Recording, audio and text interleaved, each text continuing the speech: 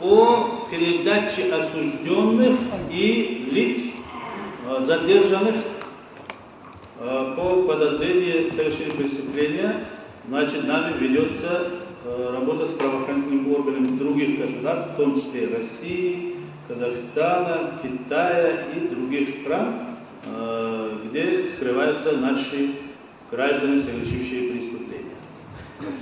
В том числе передача осужденных. Если вы помните, в прошлом году я заявил, что мы временно приостановили в связи с тем, чтобы выяснить некоторые причины злоупотребления и, можно сказать, совершения коррупционных явлений в этом вопросе.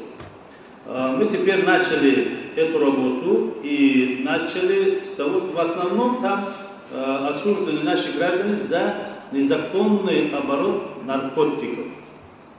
Поэтому мы уже около 100 человек.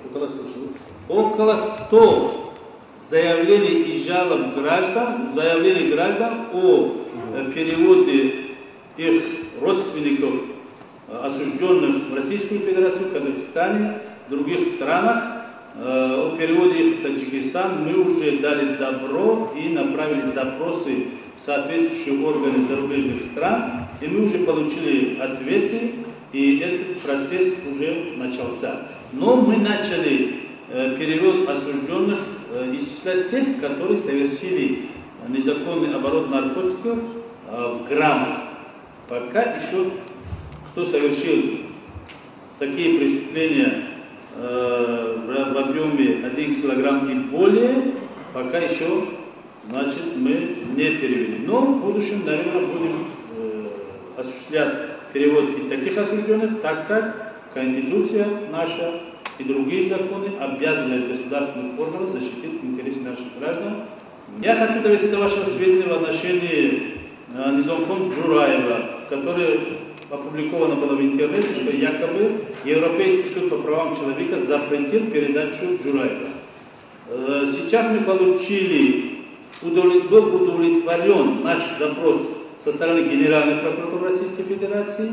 Жалобы Джураева были рассмотрены Федеральной службой миграции города Москвы, Федеральной службой Российской Федерации, и отклонили его жалобы о том, чтобы дать ему статус беженца. Кроме того, его жалобы были отклонены со стороны Московского областного суда и Верховного суда Российской Федерации.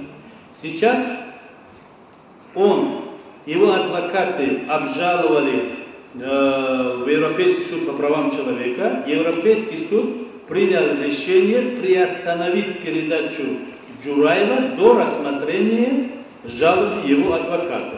Соответствующие документы нами направлены в Российскую Федерацию, в том числе заместителю министра юстиции Российской Федерации, который является полномочным представителем Российской Федерации в Европейском суде по правам человека, чтобы соответствующие документы были направлены в Европейский суд, где рассматриваются жалобы адвоката Джураева.